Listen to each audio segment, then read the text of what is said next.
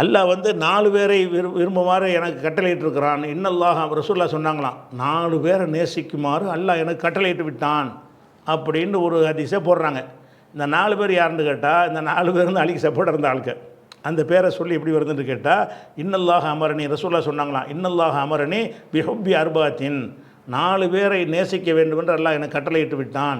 வஹ்பரணி அன்னஹு யுஹிப்புஹும், இந்த 4 பேரையும் தான் நேசிப்பதாக அல்லாஹ் அறிவித்து விட்டான், எனக்கு சொல்லிவிட்டான் அப்படின்னு ரசூலுல்லாஹ் சொன்னாங்களாம்.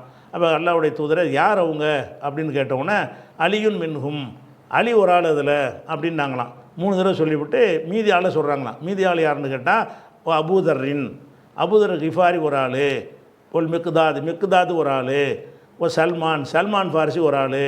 இந்த 3 பேரையும் தான் ஷியாக்கள் ஏற்றுக்குருவாங்க. சஹாபாக்களில் 3 பேரை தவிர எல்லாரும் காஃபிர்னு சொல்லக்கூடிய ஆள் இவர் ஆள். யார்? அம்மார் ஒரு ஆள். அம்மார் இதில் சொல்லப்படல, வேறு எதை கொண்டு சொல்லிட்டாங்க. அப்போ இந்த அபூதர்ரை, மிக்தாது, சல்மான், இந்த 4 பேரையும் நேசிக்க வேண்டும் என்று அல்லாஹ் எனக்கு கட்டளையிட்டு விட்டான். அலி, அபூதர்ரை, மிக்தாது, சல்மான், இப்படி அல்லாஹ் வந்து இவங்களை நேசிக்க கட்டளையிடுவானா? எதுக்கு நேசிக்கணும்?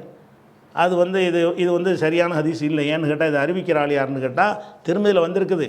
இஸ்மாயில் இப்னு மூசா அல் ஃபசாரிங்கிற அறிவிக்கிறார்.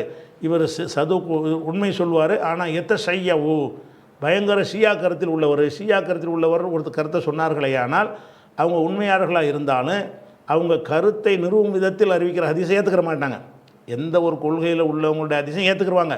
ஒரு முர்ஜியா என்பவர் அறிவிக்கிற ஹதீஸ் வந்து முர்ஜியா கொள்கைக்கு சார்பான கருத்தாக இருக்கும் என்று சொன்னால், இதில் வந்து அவர் தன்னுடைய கட்சிக்கு ஆதரவாக உண்டாக்கியிருக்கலாம் என்று சொல்லி தள்ளுபடி.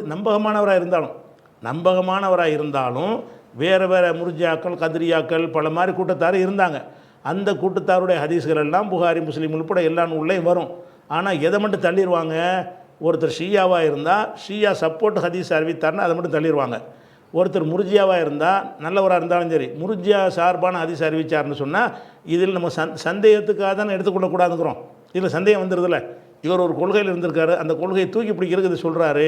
இவர் ஷியாவாக இருக்கிறனால தான் இந்த 4 பேர், இந்த 3 பேரும் அலியோட இருந்த ஆளுக்கு. அதை வச்சுட்டு பார்த்தா இது ஷியாவுக்கு சப்போர்ட்டுக்காக 4 பேரை நேசித்தால், அப்போ இவங்க பக்கம் தான் எல்லோரும் சேரணும். அது ஆள் பிடிக்கிறது. இது ஆள் பிடிக்கிறதுக்கு உதவக்கூடிய விஷயமா இருக்கிறதுனால இது திருமதியில் வந்தாலும் இது சரியில்லை அப்படின்னு சொல்லிட்டு நம்ம எடுத்துக்கணும்.